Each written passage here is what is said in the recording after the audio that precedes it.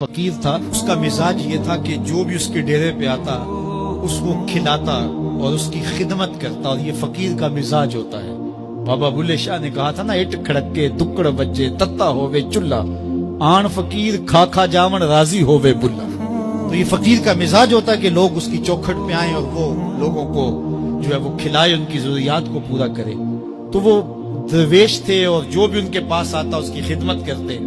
ان کے پاس کبھی رقم نہ ہوتی تو ادھار لے کے لوگوں کی خدمت کرتے، حتیٰ کہ جب ان کا آخری وقت قریب آیا اور حالات ایسے ہو گئے کہ لوگوں کو لگا کہ بابا جی اب رخصت ہونا چاہ رہے ہیں، تو سارے قرض خواہ اکٹھے ہو کے بابا جی کے پاس آ گئے کہ جناب ہمارا قرضہ ادا کیجیے۔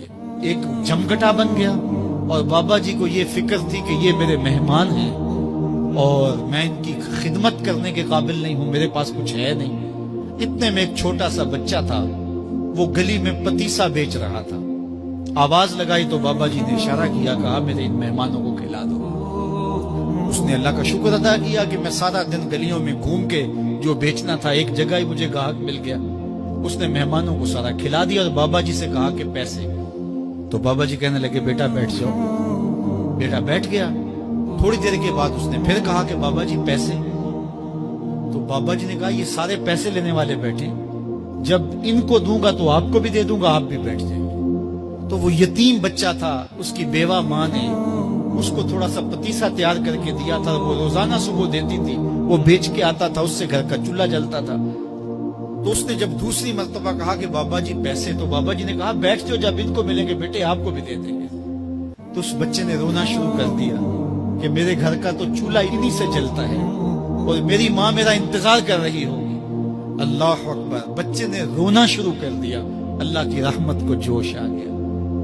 کوئی شخص بابا جی کے لیے نذرانہ لے کے آ گیا، وہ تھیلیاں پیش کی، بابا جی نے بچے کو دیا، جتنے بھی قرض خواہ تھے سب کو دیا اور شکریہ ادا کیا۔ کہا جاؤ۔ وہ سارے قرض خواہ بولے ہم صبح کے بیٹھے ہوئے تھے، یہ نذرانے والا پہلے کیوں نہیں آیا؟ کہا پہلے تم میں کوئی رونے والا نہیں تھا، ایک رونے والا آیا، سب کا کام بن گیا۔ کسی ایک کے آنسو، اجتماعی دعا کا، اجتماعی توبہ کا یہی فائدہ ہوتا ہے کہ کسی ایک کا کام بن جائے۔ یہ تجارت میں اصول ہے کہ جب کوئی کسی کو آپ سودا دے نا تو اس میں کوئی خراب چیزیں چلی جائیں تو یا تو وہ سارا قبول کرے یا سارا رد کر دے۔ تو اللہ جب قبول کرتا ہے اجتماعی طور پہ پھر ساروں کو قبول کر لیتا ہے۔ تو اس لیے آج کی بابرکت شب نور میں میری مائیں، بہنیں، بیٹیاں بھی تشریف فرما ہیں، بچے بوڑھے جوان بھی تشریف فرما ہیں۔